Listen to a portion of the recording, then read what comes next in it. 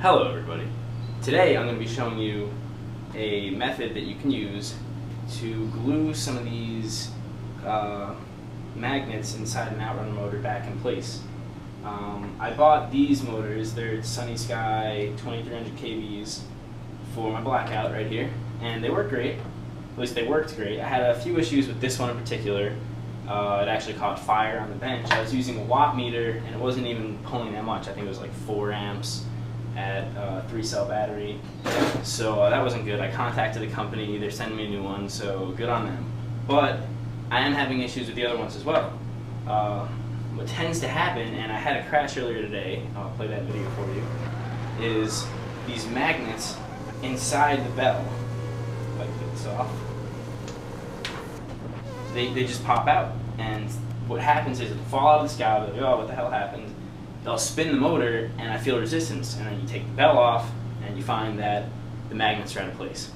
So they're just glued in place at the factory, apparently not very well. So I'm going to show you how you can glue them back in place using a couple of ingredients. You're going to need some baking soda, some thin CA. I have some kicker, you don't really need it, but I like it, and either sandpaper or Dremel. I use the Dremel because I'm lazy. And yeah, and just of note, I am doing this on the Sunny Skies, but this could potentially be used for any outrunner motor. And I wish I had discovered this method earlier, because I've thrown out a couple of motors over the year because of an issue like this where the magnet falls off. And it turns out it's a pretty simple fix, pretty straightforward. I did one earlier, this motor, that happened earlier today. The magnet fell out of place and I fixed it. It took about 20 minutes. So now I'm going to be doing this motor with all of you to show you how it's done. I think they might have both failed at the same time. I don't know. The video looks like it just lists to the left the whole thing at once, not like a corner drops. So I think either they both failed at the same time, which seems pretty unlikely, or one failed and then it hit the ground and the other one broke. So anyway, let's get started. I'm just going to go ahead and show you what the inside looks like on the one that I fixed. So you're going to take your Allen keys. There's just 2 little screws that you got to loosen up. You don't actually have to loosen them and take them out, although that might be a good idea because these things might get lost in the process. I'm going to leave them in because, knowing myself, I'm more likely to lose them if I leave them somewhere. So I don't know how well you can see. Hopefully you'll be able to see this, but the inside of this one, you can see in between the magnets there's some hardened baking soda, and this is the one that I haven't done from the defective motor that caught fire. So I'm not actually going to fix this one, or maybe I will, just so I'll have an extra. But you can see there's no baking soda in there, and these magnets are very prone to coming out, I suppose. An issue with these Sunny Skies, they're very, very popular. So popular, in fact, that they've been out of stock pretty much everywhere. And I have a suspicion that the company, to meet, in order to meet the increased demands, they've been making crappier motors. I don't want to accuse them of anything. I don't know if this is true, but it just seems like that because they've been getting great reviews, and you know, I've had 3 fail on me out of the 5 that I bought. So anyway, that's an aside. I apologize for the messy workbench. It is always like this, but I apologize anyway. So let's get to fixing it. So the first thing we're going to need to do is take off this bell. I have used Loctite on the nut up here to hold the propeller on better, because I've been having issues with the propellers flying off. These nuts don't hold very well. So I'm just going to take the propeller off with the bell, and I will get the propeller off of the bell a little bit later. Here we go. So as you can see, this one failed because I haven't even opened this up yet, but you can see pretty clearly this magnet came out. It protrudes a little bit. Chances are there's other ones that are loose in here as well that are only being held in by the magnetic field. So we're going to get to fixing all that hopefully pretty soon. So I'm going to take this propeller off now.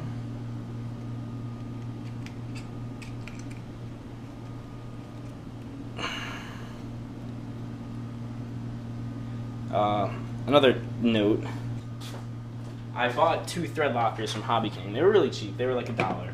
I have the high strength and the medium strength, and I was like, oh, well, why would I ever want the low strength? Why wouldn't I want strong thread locker? I could always just use less of it. The answer is, it's almost impossible to get this stuff off. This stuff, if you use it on a smaller screw size, you're gonna have huge problems getting it off. So I use just I learned from that. I just use a tiny bit of this medium strength, and it's manageable. If you use too much of that, even on this size screw, you're gonna have a really tough time getting it off. So if you're looking at the different thread lockers on Hobby King and thinking to yourself, why would anybody buy the weak one? That's why. So let's get to fixing this. The first thing you're gonna want to do is put all the magnets back in place. Let me pull this one off so I can make a point here. So now I've got this magnet removed from the motor, the one that's loose. Chances are there's another loose one in there, but we're just going to get this one in place for now. What you're going to want to do is see which way this magnet sticks to the other magnets. I'll give you a good look at that. So these magnets are oriented so that there's a north pole and a south pole on the flat sides. So these magnets alternate north-south, north-south. So by sticking it gently, because they'll break if you do it too hard, to another magnet, you know that these two poles are opposite the ones that are touching. So take it in the orientation it is, pull it out, flip it over, and that's the direction that it goes back into the bell. Now this is the annoying part. You're just going to have to struggle with this. You got to get it perfectly in line with the rest of them. So I'm going to struggle with this for a minute. There's really no method I could think of to do this. You're just going to have to do it, and hopefully it'll work out. Okay, well this one wasn't too bad. So it's back in place now. A good idea now is to mark it. Use a Sharpie.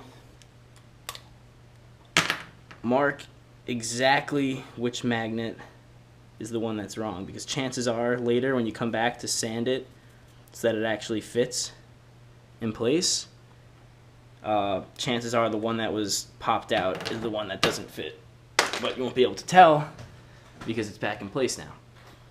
So now you're going to do a really close inspection. Make sure you check every magnet, make sure they're all level, they're all in place, okay? Because if they're not in place, you're going to have problems later on. And it looks like all of these are good, but really take some time, make sure they're good here. So anyway, now we're going to move on to the next step. Now this is the fun part, the baking soda and the CA. So what you're going to want to do now is grab a little pinch of baking soda, and that's probably too much.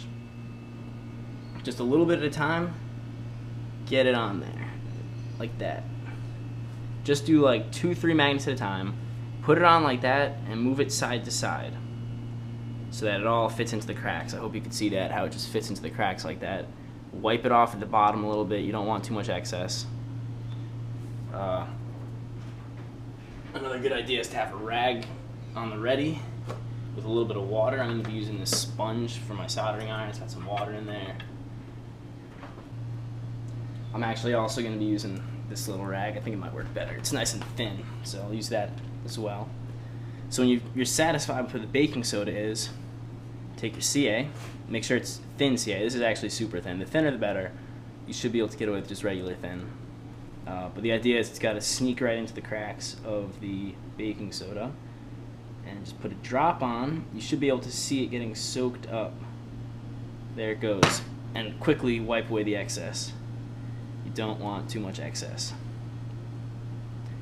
because later on you're just going to have to sand that. If you see any baking soda that's still white, get a tiny little bit on there. I guess this is good for now because I'm going to keep going. But you're going to want to do this all the way around.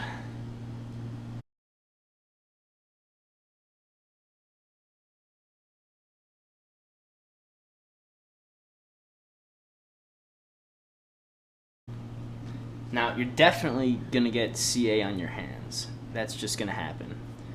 If you're going to be super anal about it, I guess just put on some gloves. I don't really mind. I just sand it off afterwards. Whatever.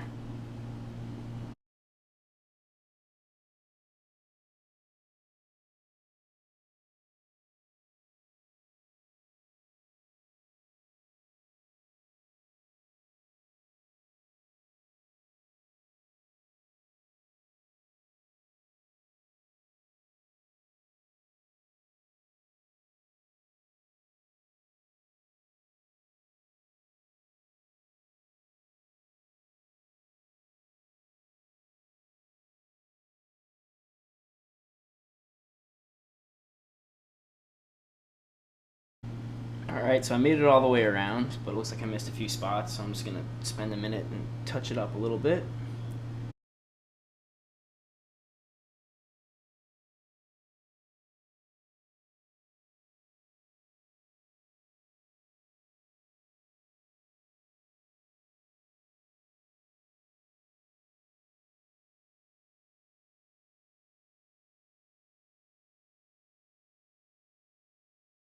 So this looks good right about now. Let me give you a quick peek of what it should look like at this point. So basically it just looks like a mess right now, but hopefully all your magnets are all lined up how they should be, and we can clean it up later. So now I'm gonna first of all hit with a blast of the kicker just to solidify any CA that might not be totally dried yet.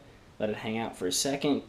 You know, kicker definitely lets it dry pretty fast, so you don't need to waste too much time.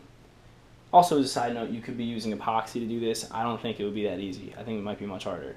So it's nice and dry now. Rinse it off. Rinse it off.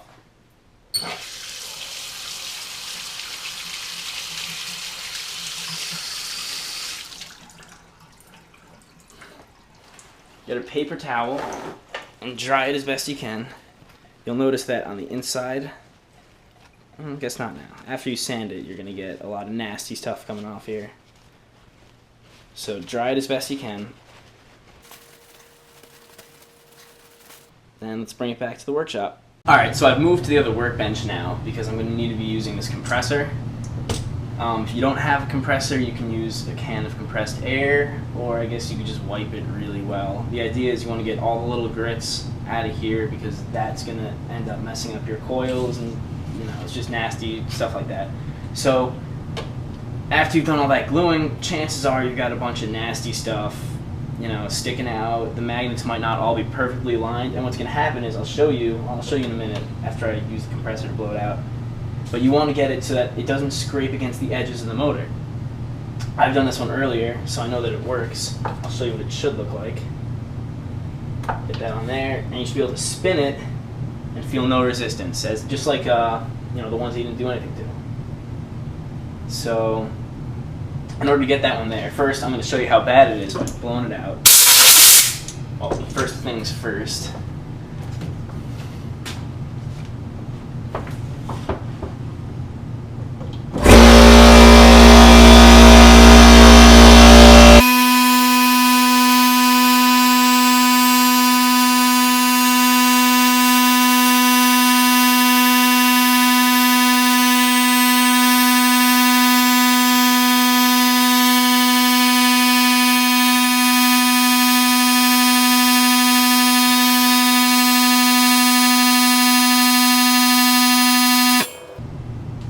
Okay, so now that we're up to 125 psi, you get some real action going. So I'm going to blow out that to get all the little grits of baking soda that might remain on there. Got to get them off. Blow out the motor too, just because, you know, there might be things stuck in there. It's good to clean it every now and then. So now you should be able to see that when I put this motor bell back on top, first of all, you see how the pin's coming out the bottom? In order to line it up properly, you got to get the pin in. And it seems good now. And holy crap, I might have done a good job on this one. Wow. Alright, that worked out well. See, this one doesn't have any resistance because I guess I did a good job putting in the magnets. The other one, I had to sand it like crazy. I had to use the Dremel to you know, get the magnets to actually line up and not rub against the edges. But this one seems really good, actually. I'm very surprised because, you know, it's actually not a good thing that you have to sand it. Every time you remove a little bit of the magnet, you're increasing the gap between the magnet and the coils, and you're going to reduce the power of your motors. This motor is actually probably going to be a little bit weaker than the rest of them now, but that shouldn't be too much of an issue. I'd rather have that than no motor at all. Okay, so since I'm running a NAZ 32 or NAZI 32, whatever you want to call it, I have Baselite Configurator open, and I'm going to be using the motor test to spin up these motors. But first, obviously, I'm going to put this back on.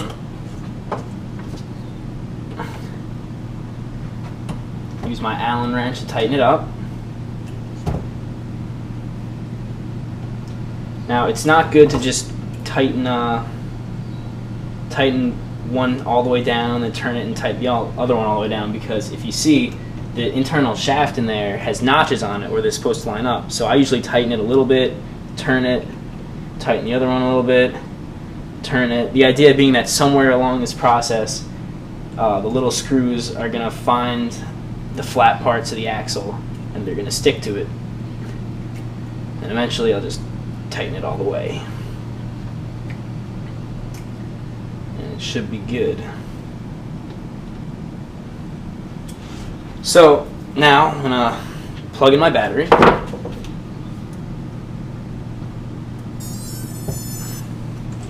You'll hear the motors, the ESCs start up, and I'm going to be using the motor tester. Now I know it says always take your propellers off, before using the motor tester, blah blah blah blah, and they give you all these warnings.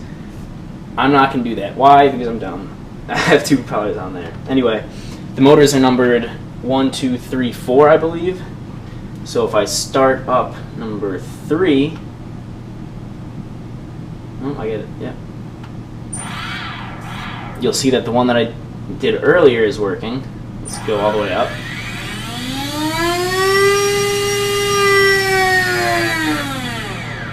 There you go. And now we can test the one that I just did.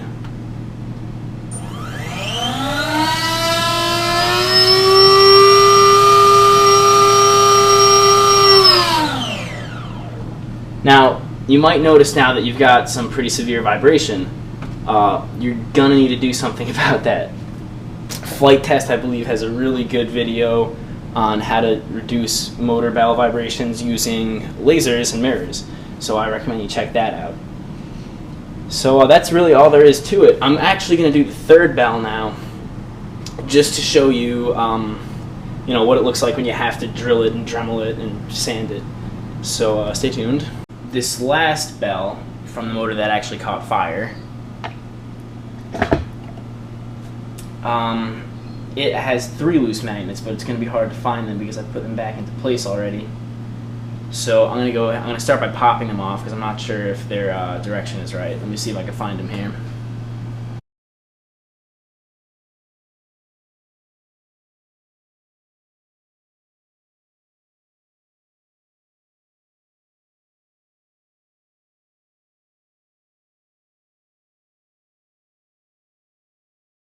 Yeah, I'm going to put them into place correctly now, making sure that their direction is correct, like before.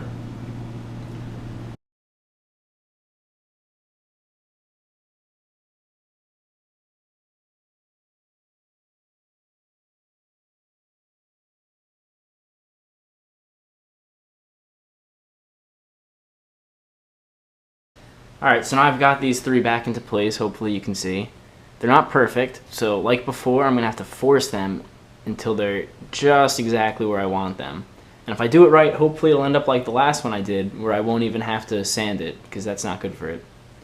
So, let me do that.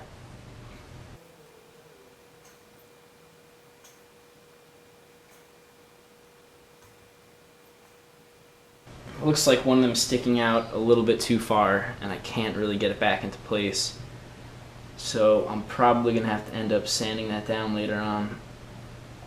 Let me just do an inspection of all the rest of them. Oh, and like before, I'm going to mark it so that I know which 3.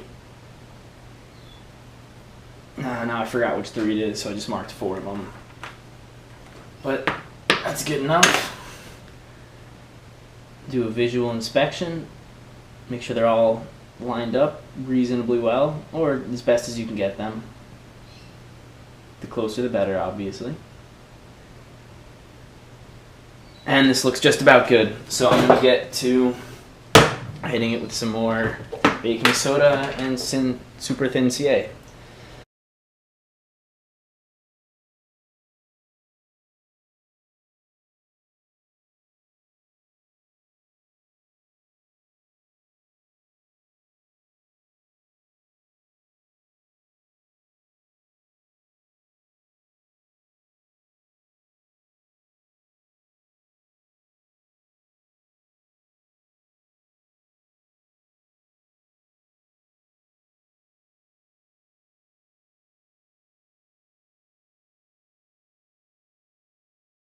Alright, so I've completed that step. Here you go, you can take a close look. Still pretty messy, but I still gotta clean it up as soon as I get all the CA off of my hands. A lot of people cringe when they see me sanding my fingers, but it's just about the only way to get CA off of your hands.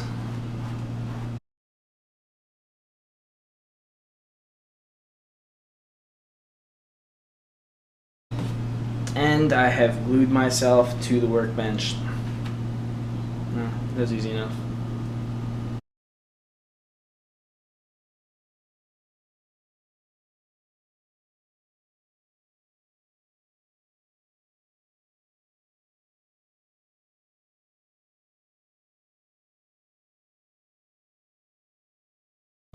Make sure after you've done that you wash your hands really well, because CA is some nasty stuff. It's toxic, so you don't want to be ingesting that, inhaling that. So just clean up after yourself is the bottom line. So I've hit this one with the kicker. I've cleaned it off in the sink, dried it, hit it with the compressed air. So now it should be ready to fit onto the motor, and let's see if I did as good of a job on this one as the last one. Gotta rotate it to find the right spot to get the pin in, and I can already tell that I did not, because this thing does not want to spin. See how it's just stuck. You gotta really force it to spin. So now the fun part. Okay, so what I've done now is I've identified which part of this bell is making contact with this motor, and I've just done that by putting it on and looking at it. I don't want to do it again for you right now because it did get stuck. I had to clamp it to get it out because it's actually that bad. I must have done an awful job. So it's this area right here that I'm having a problem with. So after putting my safety goggles on, I'm going to Dremel it. And you can see that I've been using this Dremel bit in case you have one that's similar. It works pretty well. It's gonna kick up a lot of sparks because of the baking soda, I guess, and I don't know. There's gonna be a lot of sparks, so don't do it for too long. You could do some damage, I guess. Take it easy. Put this thing on a high RPM, way up to the top, and don't push very hard.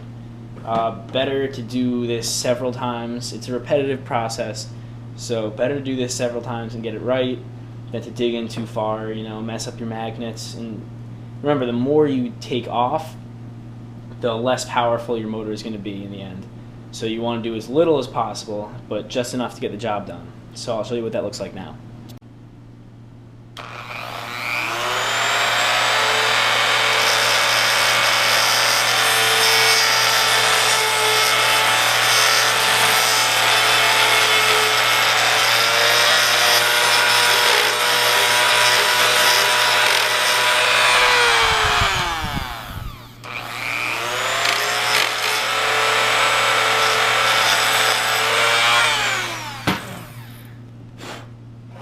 Now, it's probably not great to breathe that stuff because it is CA and baking soda, so just exercise some discretion. So what I'm going to do now is I'm going to hand sand it a little bit. I'm going to blow it out with compressed air, wash it, blow it out again, and try to fit it again. So I'm taking my 220 grit sandpaper, and I'm just working it in there just to remove some of the rough edges that might be left from the dremeling.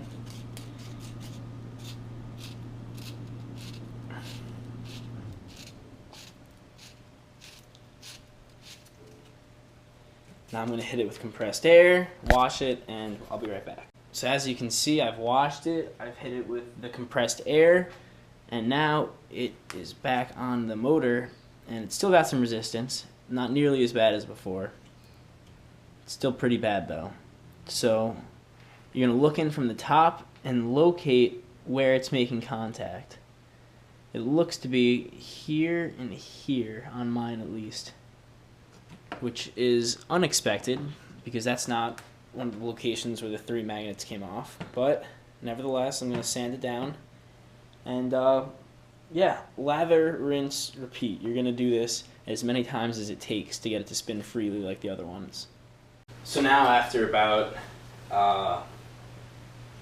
maybe an hour, I managed to get this motor bell spinning freely as well. I tightened it on there. So I'm going to test these in just a second to show that they work.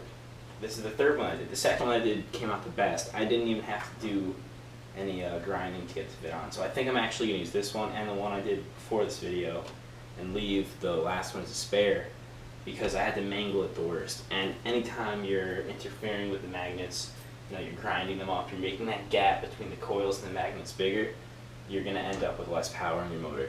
So I'm going to leave this off for now, put this one back on. But I'm going to test if this works, hopefully take off my blackout, and be right back. Also, I forgot to mention earlier, a great method that I kind of learned off camera to find out where you need to grind on the inside of your motor bell. Take a Sharpie and just color in the tops of the magnets. Then you're going to put it back onto the motor and turn it, and you'll feel the resistance, feel where it's scraping. Do it a couple times so you can scrape it off pretty good. Pull the motor bell off and it'll be scraped off.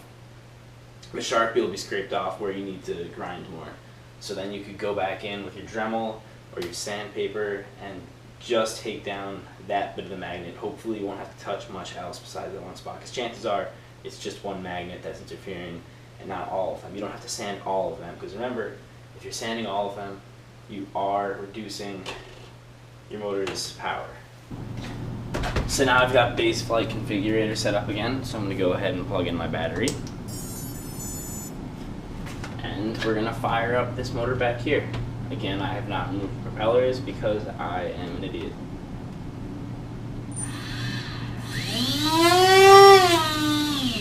So you can see it works. Obviously a lot of vibration there.